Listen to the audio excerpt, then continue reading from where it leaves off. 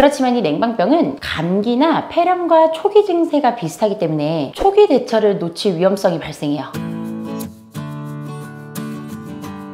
안녕하세요, 내과전문의 닥터 K입니다. 자, 최근 들어서 날씨가 자꾸 더워지고 있죠. 저는 사실 더위를 너무 싫어하는데요. 그래서 이제 더워지면 발생할 수 있는 그런 질환들에 대해서 제가 좀 다루고 있는데요. 무좀부터 식중독, 그리고 일사병, 열사병 같은 병들도 있을 텐데 또 대표적인 병이 하나 있죠. 요새 이제 에어컨이 많아지면서 발생하는 병, 바로 냉방병입니다. 자, 과연 냉방병이 뭘까요? 갑자기 덥다가 추운데 들어가서 생기는 걸까요? 아니면은 뭐 에어컨에 그 껴있는 바이러스나 세균 이런 것들 때문에 생기는 걸까요? 오늘은 이제 해결되지 않는 냉방병에 대해서 한번 알아보고요. 어떻게 치료하고 예방할 수 있는지 알아보도록 할게요.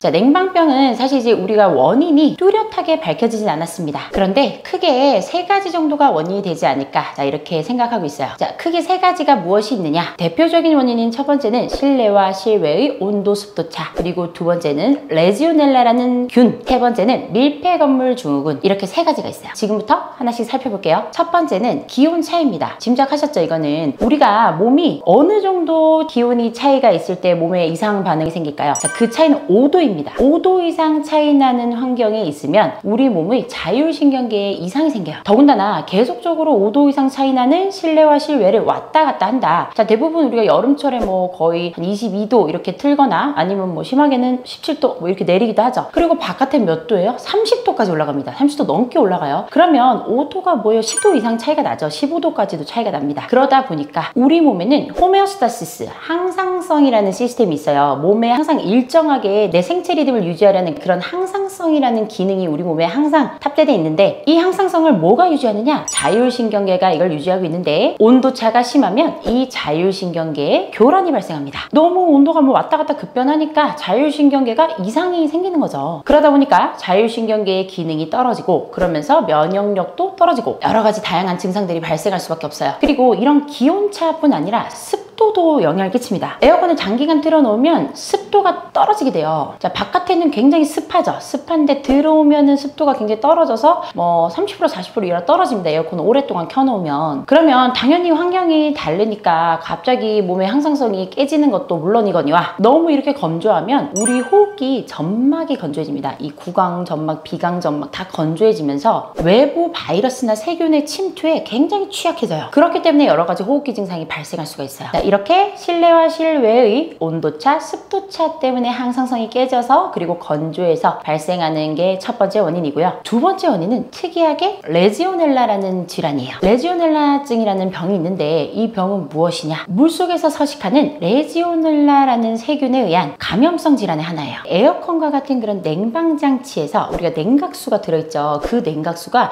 레지오넬라균이 살기에 너무나 좋은 환경인 거죠. 그렇기 때문에 에어컨을 제대로 세척하지 않고 냉각수가 뭐 제대로 관리되지 않고 냉각수에서 이제 레지오넬라가 옹기종기 살고 있는데, 그런 상황에서 에어컨이 딱 켜진다 하면 레지오넬라균이 슝 하고 나오게 되는 거예요. 이렇게 공기 중으로 뿜어져 나온 레지오넬라균은 우리 코나 입 같은 호흡기를 통해서 전염이 되는데, 증상이 바로 나타나진 않고 잠복기를 2주 정도 거쳐서 나타나게 됩니다. 그런데 이 레지오넬라는 굉장히 전염성이 강해요. 그래서 뒤늦게 증상이 시작되기 시작하면 그 전에 이미 그 집단에 있는 사람들은 다 걸려 있습니다. 거기다가 이렇게 증상이 시작되면 고열과 기침, 그러다가 이제 좀 가라앉으면 다행인데 심하게는 폐렴에서 사망까지도 당연히 발생할 수 있는 무서운 질환이에요. 이 레지오넬라는 초기 항생제 치료가 굉장히 중요한 질환이에요. 면역력이 약한 사람에서 적절히 항생제가 들어가지 못했을 때 폐렴형 레지오넬라증의 사망률은 80%에 달하는 무서운 질환입니다. 일반적으로 정상 면역을 가진 성인에 있어서는 사망률이 0에서 10% 정도로 낮은 편이지만, 어린아이나 고령같이 면역력이 약한 경우에는 굉장히 주의하셔야 해요. 자, 이 질환을 예방하기 위해서는 당연히 에어컨을 자주 체크해 주셔야 됩니다. 에어컨을 청소하고 냉각수를 갈아주시고 소독해야 되고 필터도 청소해야 됩니다. 그렇기 때문에 집안에 어린아이가 있거나 어르신이 있거나 하시면 그냥 내 건강을 위해서라도 당연히 에어컨은 자주 닦아줘야 됩니다. 자, 마지막 세 번째 원인, 밀폐 건물 증후군이에요. 요즘 사무실이나 실내 공간들을 보면 유리창이 없는 경우가 많습니다. 통유리로 되어 있는 경우가 많죠. 그런 경우에는 가장 문제점이 무엇이냐? 환기예요. 시원한 실내 온도를 유지하기 위해서 닫힌 곳에서 계속적으로 에어컨만 틀다 보니까 발생하는 것이 바로 바로 밀폐 건물 증후군이에요. 흔히 빌딩 증후군이라고도 알려져 있는데 보통 환기나 냉난방을 중앙 관리하는 그런 빌딩 같은 사무실에서 잘 발생하게 됩니다. 빌딩 증후군은 여러 가지 유해 물질을 포함하는 담배 연기, 가구나 카펫,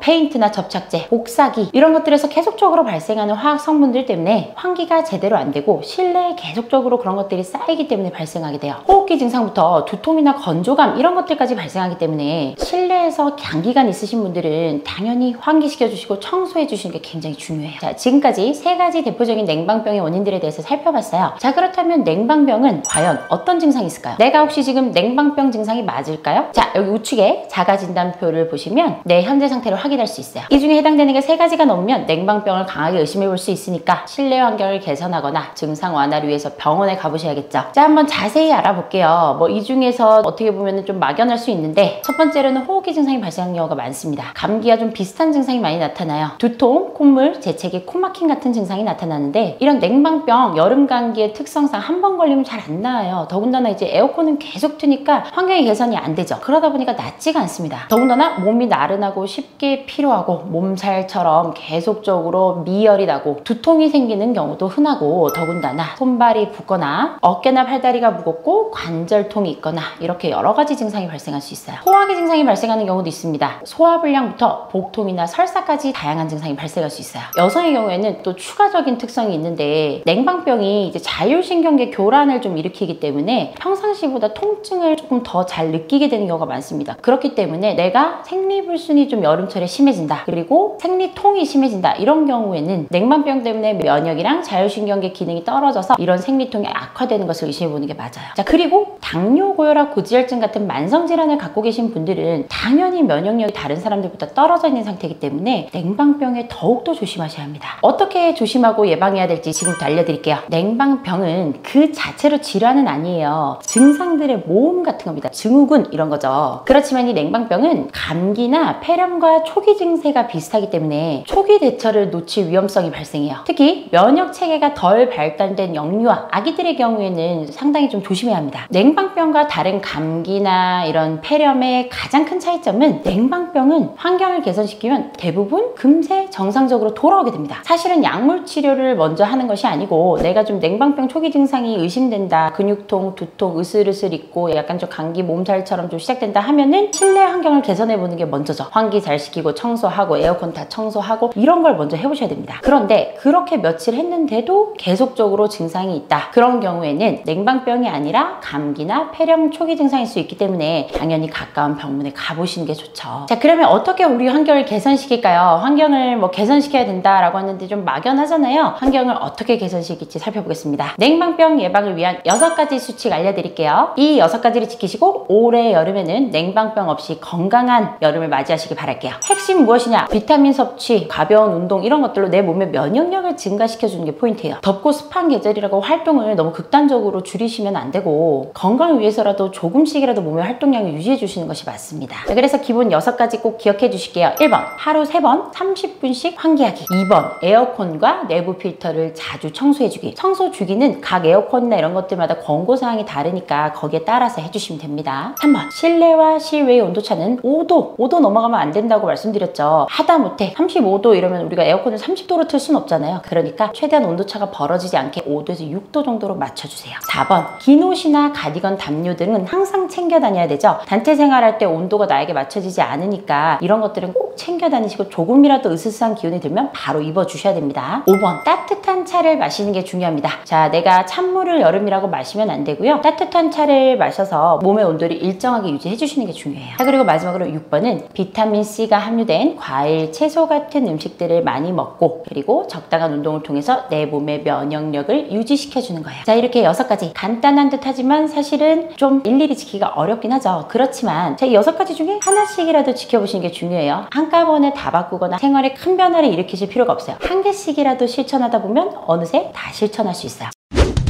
자, 오늘 이렇게 무더운 여름철 우리를 괴롭히는 냉방병에 대해서 알아봤어요. 냉방병의 자세한 원인부터 주의해야 되는 초기 증상, 그리고 해결 방법, 예방 방법까지 자세히 알아봤습니다. 어떻게 보면 좀 익숙하고 당연히 스쳐 지날 거라고 생각하고 있는 게 냉방병인데, 증상이 심해지는데도 방치하다 보면 내 건강이 악화될 수 있다는 걸 잊으시면 안 돼요. 아시겠죠? 자, 오늘은 내 건강을 위해서 냉방병 예방 수칙 6가지 중에 하나씩이라도 꼭 지켜주시면 좋을 것 같아요. 오늘도 건강을 잘 챙기신 하루가 되길 바랄게요. 오늘 내용이 마음에 드셨으면 구독과 좋아요, 알림 설정 부탁드립니다. 감사합니다. 내과 전문의 닥터 K였습니다.